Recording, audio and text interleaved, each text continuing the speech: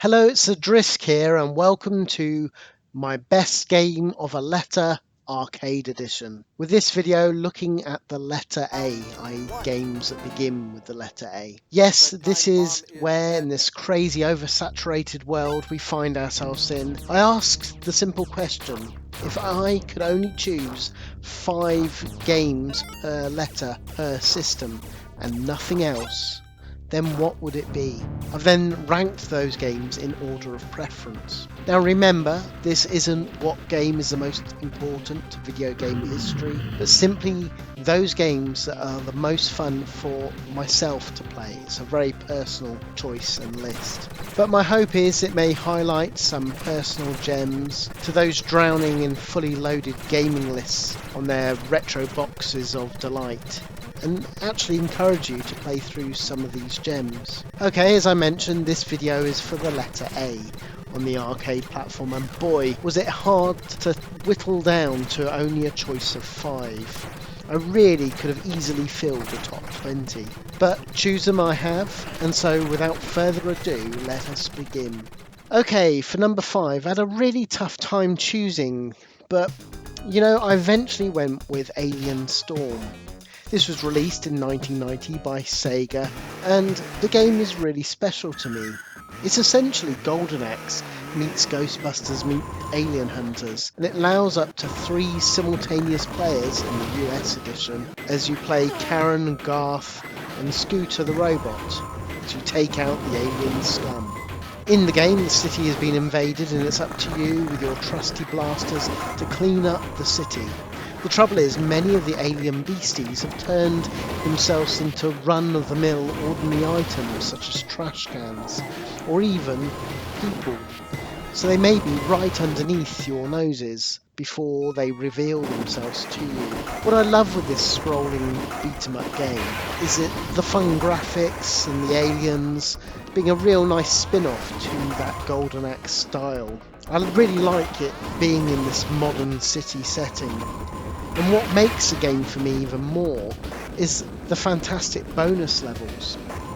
In these sections it switches to an Operation Wolf setting as you scroll through a shop of some description. It's here that you let rip and destroy the whole shop with soup cans or TVs exploding all around you as you take out the enemy. I remember as a kid seeing all that wanton destruction, and I found it so fun and thrilling. There's also chase sections where at top speed your character must take out the enemy, running and following behind them. This game was made by Team Shinobi, so these are the people behind Shinobi, Alter Beast, Shadow Dancer and Golden Axe. And you can see the development house has quite a pedigree. It's really nice as well that Gilius the Dwarf even marks you at the end of the game, and you'll see little references such as the Golden Axe playable characters appearing in the TVs of the electronic shop. Yes, overall this game is a huge amount of fun. And it's a real shame, I think it's overlooked by a lot, because to be honest, outside of the Mega Drive home port, which is actually quite good, the other home ports were pretty shockingly bad, especially on the home computers. And I think that's resulted in a lot of people just overlooking the game because they never got round to playing the superior arcade original. So give this game a go, try especially in 3 players with 2 other mates, and you won't be disappointed. Oh, by the way, did you know that if you go into the test menu and go via the service buttons, you can actually replace on the LED screen on the truck at the beginning from the default of Sega World, so you can put your company name or whatever you fancy. It's just a nice little touch, and I think that's really cool. Okay, let's go on to number 4. Now I've chosen Aero Fighters 2. Released in 1994 by SNK, and it really is a solid shooter. Now it's also known as Sonic Wings 2, and this Neo Geo arcade gem is a real joy, with 10 real-world locales to fly through, and an eclectic range of aeroplanes and characters, including a dolphin pilot and a rather dapper baby British pilot called Bobby, which I always play. Overall, I think this is a really fun and solid shooter and one of the easier vertical blasters to sink your teeth into. What I love is the variety of the levels and the ender level bosses being really good fun. It also has really badass power-ups as well. All this I think makes it a real all-out blastathon of a time. And thankfully this game is now available on most of the modern consoles, as well as emulating great on MAME. So there's no excuse in not playing this great little shooting gem today. It certainly has a great feeling of progression, and I think you'll enjoy. Okay, let's go on to number 3. Now, I do enjoy my scrolling beat-em-ups, and one of my favourites is Alien vs Predator. This arcade version of the game never saw a home port, and has you control either two types of predators, a warrior, like in the Predator movies, or a hunter, which is a bit more beefed up kind of version. You also have two badass Marines. There's Major Dutch Schaefer, who looks a bit like Arnold Schwarzenegger, powered up to the nines, or the kick-ass female Marine, Lieutenant Lynn Kurosawa.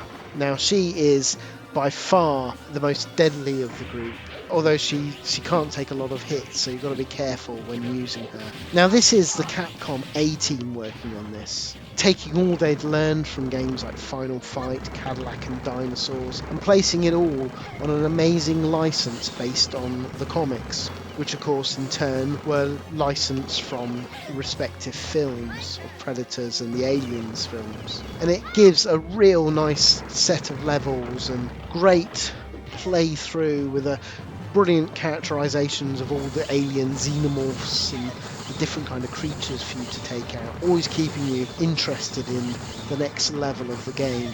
Yes, this game is a huge amount of fun, and it's a real shame that it never ever got a home release. Still, it runs great in MAME, and the brilliant arcade club in Bury in England always seems to have it available to play, so this is definitely one that you should look up and give a go. Right, okay, let's go on to game 2. Now for number 2, I've chosen the SNK classic Alpha Mission 2.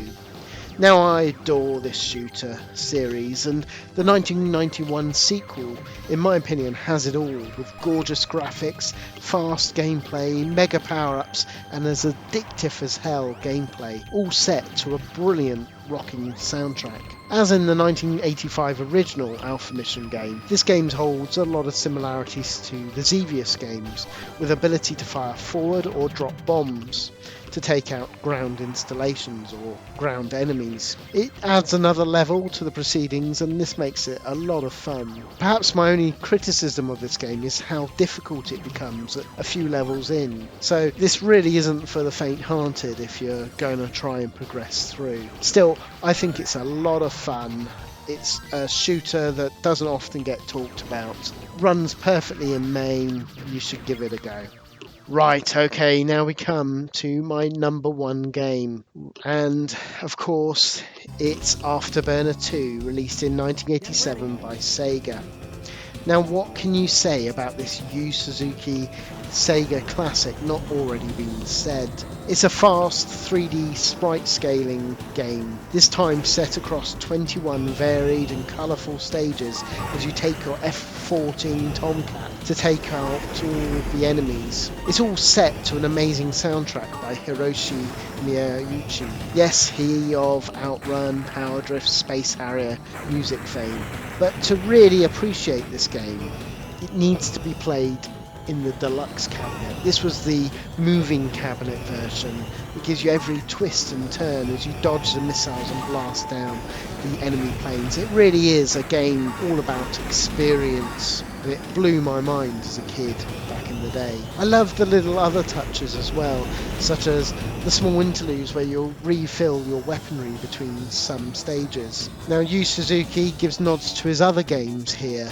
With some of the landing strips, you first encounter the hang-on bike as someone races you, just like in the Top Gun film, and even the Outrun car gets to pull out and also give you a race as well. I think it's just lovely little touches, and of course it's a nod to that scene in the Top Gun movie. Now, for those wondering what's different in Afterburner 2 over the first, well, it's not a lot, and to be honest, I'd be very surprised if you played the first one with most people playing the second one, because it's really a patch update as opposed to a whole new game.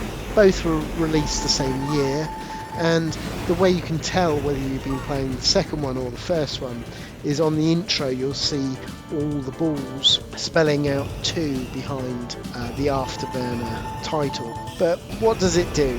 Well, it is really just a tweak. It's probably the biggest thing. It adds a throttle to allow varying speeds. It adds 3 more levels, taking you up from 18 to 21 levels. They slightly tweak the missiles, making it quicker to fire, and there's some minor musical tweaks, improving it even further. But as I say, most people would have played this Afterburner 2 actually not even realising, because all the box art would say Afterburner 1. Now, the legal way to play this these days, well, M2 did a fantastic digital on the 3DS. Afterburner appears also in Shenmue 2 in the arcade section. There's a brilliant arcade perfect port on the Sega Saturn, which is wonderful, and also the 32X port is absolutely amazing, being as good as arcade perfect. But if you're really gonna play the game, well, you've got to take a pilgrimage to the arcade club in Leeds. Now this actually has the deluxe cabinet to play on, and this really takes it to a whole new level. You just can't believe how much, as you're sort of dodging the missiles and flying against the enemies as it throws you around, what a difference it really makes, taking the game to that another level. So there are my top 5 personal choice games for the arcade platform, beginning with the letter A. I would love to hear your top 5, so please let me know in the comments. Now, as I mentioned at the top end of this, I had a real hard time whittling down my list. The big one, of course, is Asteroids. I appreciate how important this game is, but to be honest, the arcade version, I've always found it a little bit cumbersome with all the buttons, and I'm just not very good, and I just, no matter how hard I try, I can't get better at it. I do love, though, the Atari 7800 version of the game, but of course that's not the arcade port. Of course, another one that people will probably be thinking of is Arkanoid, or indeed its sequel, Revenge of Doe.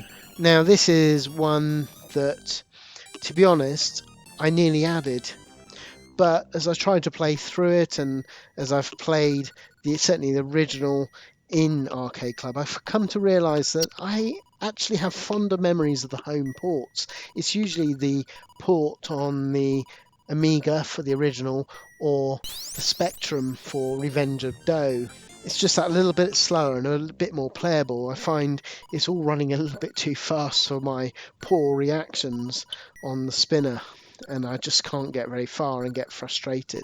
Then there were oodles of titles very fond and special to me that on a different day I probably would have chosen over my number 4 or 5 slot. Games such as Alien Syndrome by Sega. This had you rescue the humans by shooting jelly beans, and is great fun. There's Armed Police Batrider. This is an amazing, awesome bullet hell blaster that needs to be played by more. There's also Air Duel, another frantic shooter, and of course the brilliant horizontal blaster Airbuster, which I still can't believe didn't make my top 5 lists, because I absolutely love this game. And that's even before we go to some of the other licensed games. Alien 3 Gun. Now, I still can't believe this didn't make at least number 5 on my list, because I love this version. Big solid guns, taking out the enemies. It was probably one of the best adaptations that really made you feel like a badass Marine, putting you in the action and taking some great locales. I particularly love the level 2 when you have the wind-swept, stormy planet. Of course, keeping with the Alien universe, there's also Aliens, the Konami classic, the sort of scrolling run and gun shooter. Now this is good, I do love it. but I just didn't feel it made my list because it does get a little bit samey, particularly as you go on to some of the later levels. I don't find it quite as compelling. There's also the hidden gem AB Cop. Now this is another fantastic sort of Chase HQ style of game that puts you this time on a jet bike, and it's a great response by Sega to those games. And finally, Asterix by Konami.